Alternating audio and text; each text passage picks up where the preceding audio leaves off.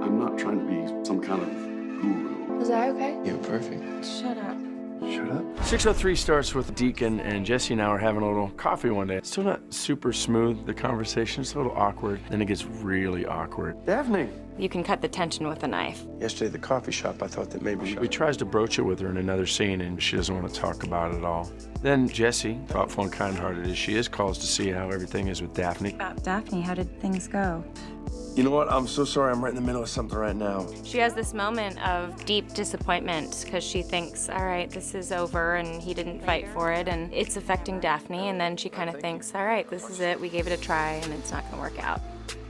Later after that, he realizes that he wants to go out with Jesse. So he gives her a call, and she is now where he was, which is maybe this shouldn't happen. And he realizes it's because of how he treated her on the phone earlier and that he's really putting her on a roller coaster. He feels horrible, so he ends up just showing up at her door and just unloading that as hard as it all is and as difficult as it is post-Raina and what a mess he is and how a piece of him is missing. And while he's trying to explain all this, Jesse just cuts through it all.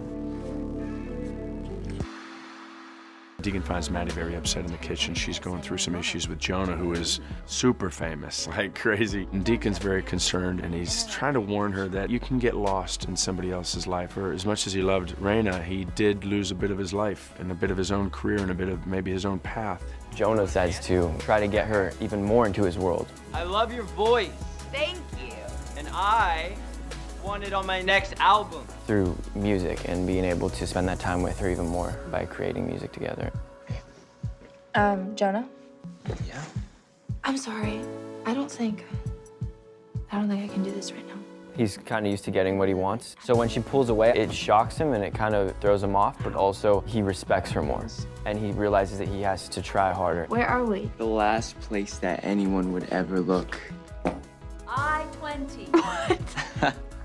Come on, come on.